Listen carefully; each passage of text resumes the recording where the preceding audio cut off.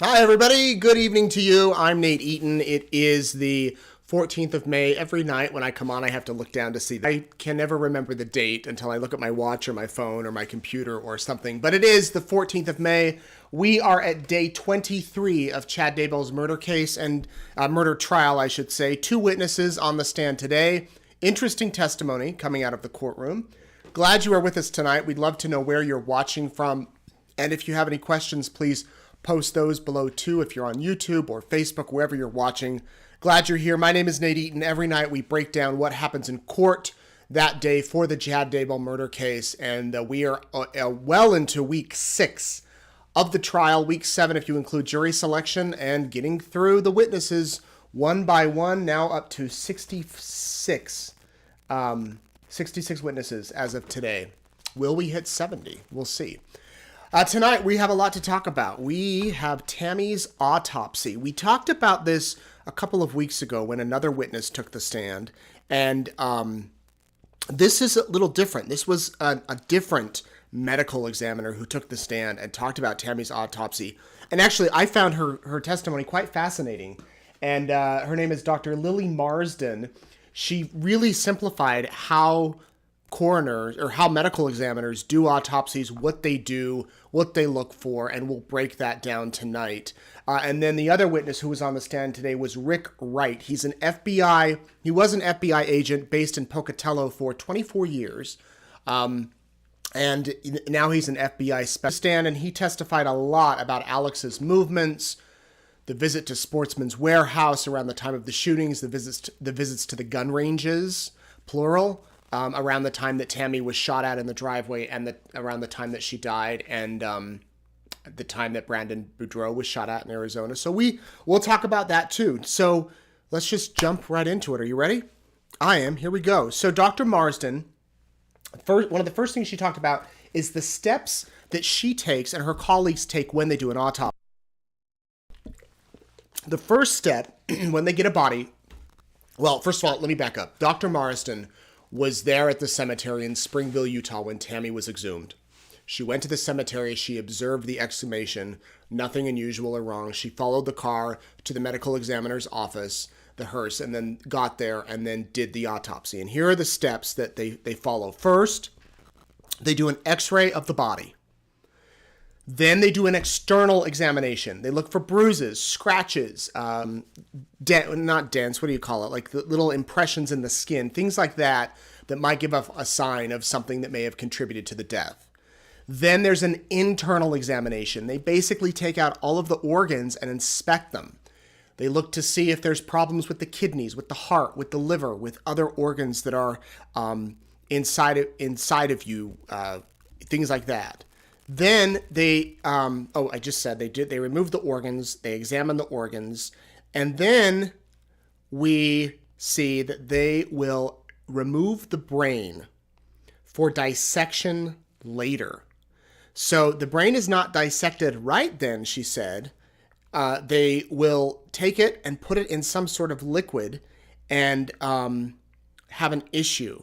Okay, I'm getting messages that apparently we're lagging. There's some sort of lag with the feed. And that could be the Wi-Fi in my hotel room. I've been having internet issues. I apologize if it's lagging. Comment below if it is or isn't. I don't know if there's much I can do about that.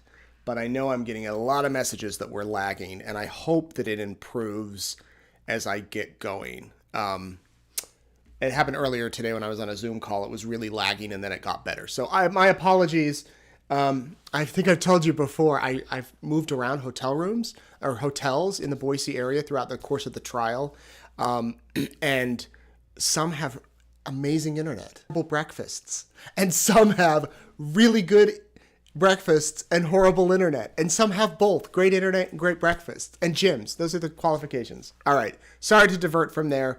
I hope though that you can get me okay. So back to the autopsy. These are the things that the medical examiners do. They remove the brain for dissection later. And this is what was done with Tammy Daybell. So they did the x-ray and they did the external exam, couldn't see anything that would have contributed to her death, although they did see bruises on her arms and then the bruise on her chest.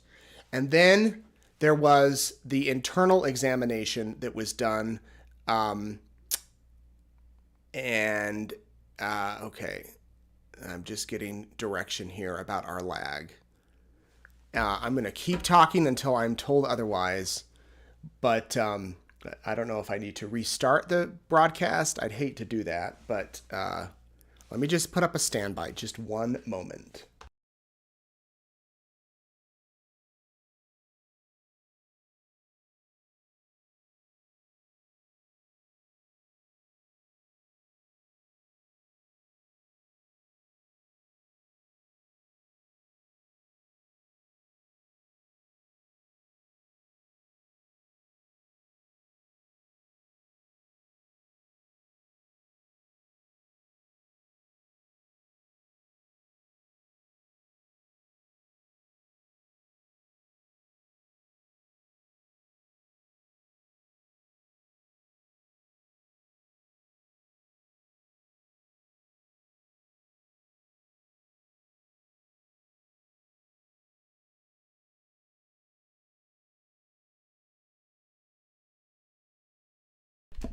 Okay, I hope that's better.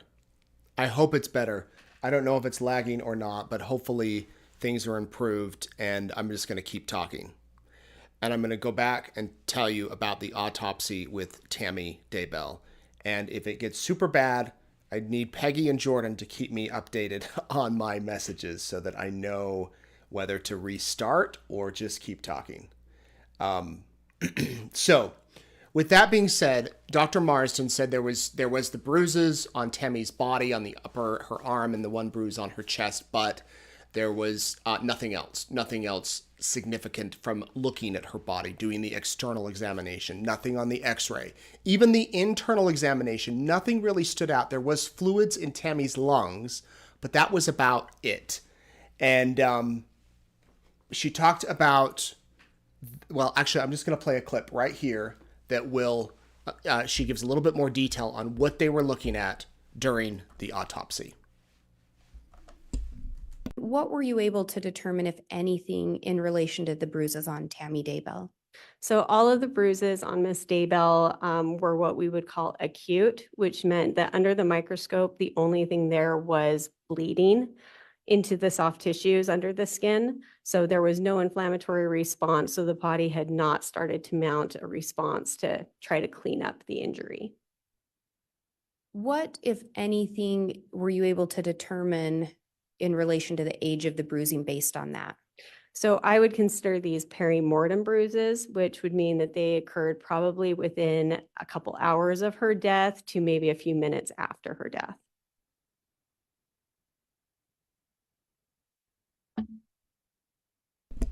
So the bruises were fresh. The bruises were not. Did you old. observe any lividity clip. on Miss Daybell's body? Yes. Can you explain a little bit about what lividity is? So lividity is a postmortem change that happens in the body when the blood stops circulating. So when your heart's not beating anymore and blood is not circulating through your body, it kind of just falls with gravity. So whatever the position a person is in, all of the blood that's in your blood vessels just starts to settle. And so it settles to those lowest dependent portions that are closest to the floor just because of gravity. Where did you observe the lividity on Tammy's body? On Tammy's body, it was a little bit more difficult to see because, again, she was embalmed, so much of the blood in her body had been removed. But she did still have some lividity on her back and her posterior surfaces.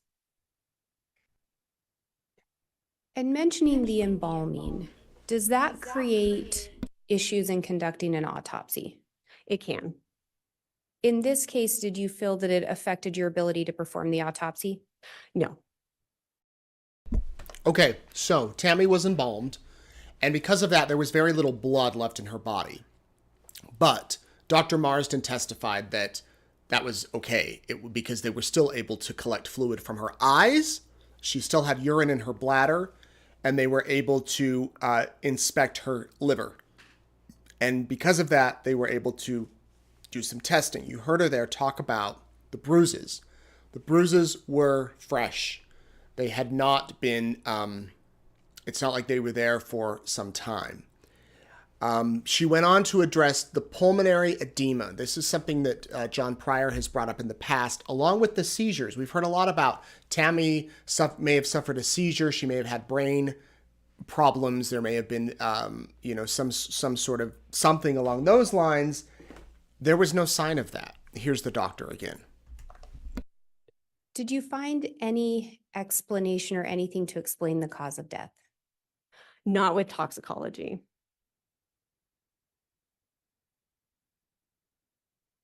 Once that toxicology was ruled out and there was no immediate cause to be seen, what did you next consider as possible causes?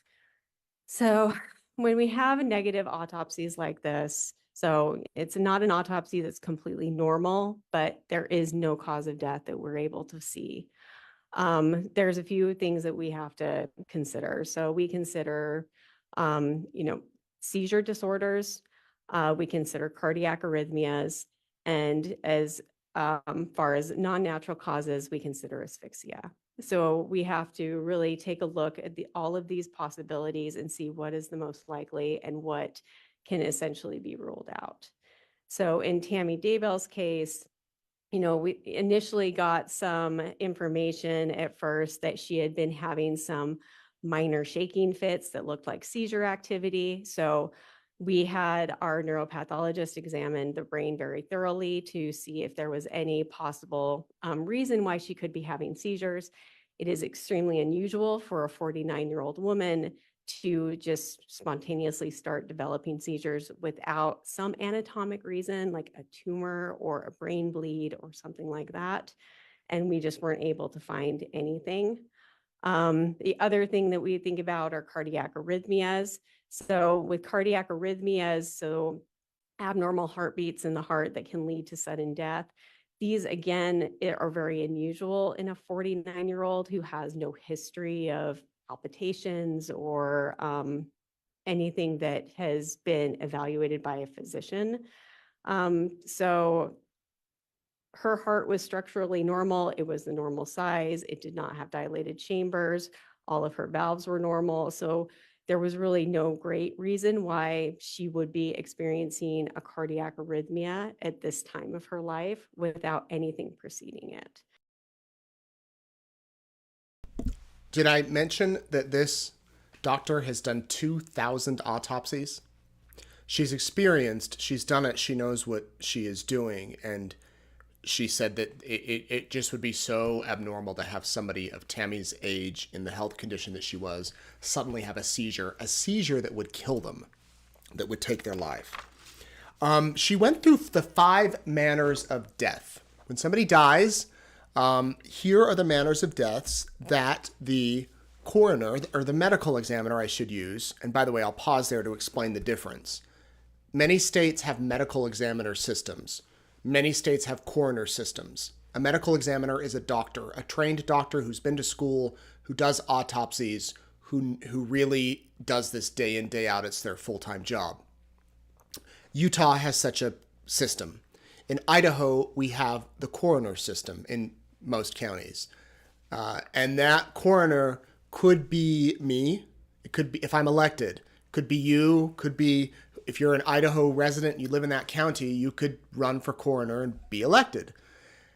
Well, I don't have any medical training, and it still could happen that way. And that's what happened in Fremont County. The coroner was elected, part-time position, not a full-time gig.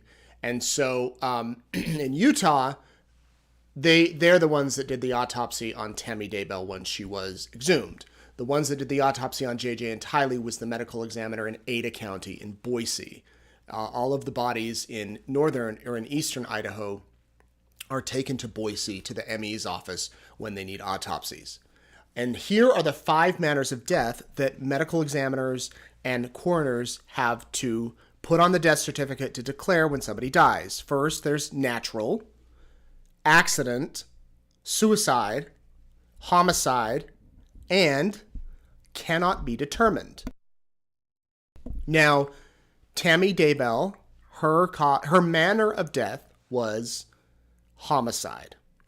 And John Pryor really tried to, ask her why it was not cannot be determined, because the Dr. Marsden has declared people cannot be determined in the past. And she, said, well, we were able to determine it. It was asphyxia. And here's something I don't think I knew before today. There are 4 causes of asphyxia. The first one is exclusion of oxygen. This would be something like choking or drowning or a bag over the head. That could cause asphyxia. The second could be a neck compression, like a hanging. Third is a chemical asphyxia, which would be like carbon monoxide, cyanide. Fourth would be mechanical, which would be like a weight on the chest. Somebody sits on your chest, somebody holds you down and you can no longer breathe. Those are the 4 types of asphyxia, and that's what causes somebody to go through that. Now, the doctor was asked about Tammy Daybell's medical records and if she examined them, and she did. She said that there was no sign. I think she went all the way back to 2005 or 2007, and there was family history of some heart issues, but no one dying early of heart issues in Tammy's history. And there was the medication that she was on for depression. But that was it. I mean, and then she was on another type of pill temporarily when she hurt her wrist. But nothing else on the medical records.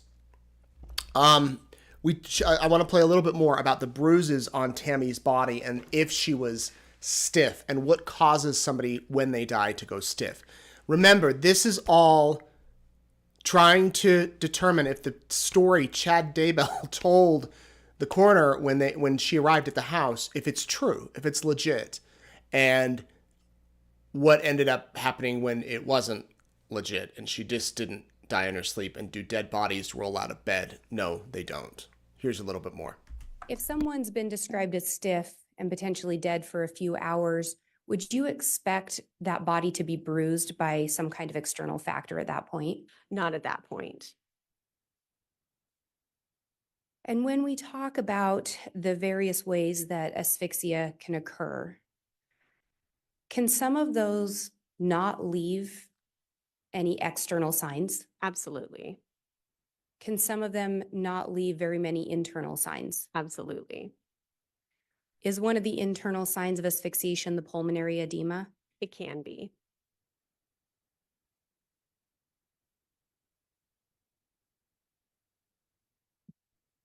And in this case, did you review some medical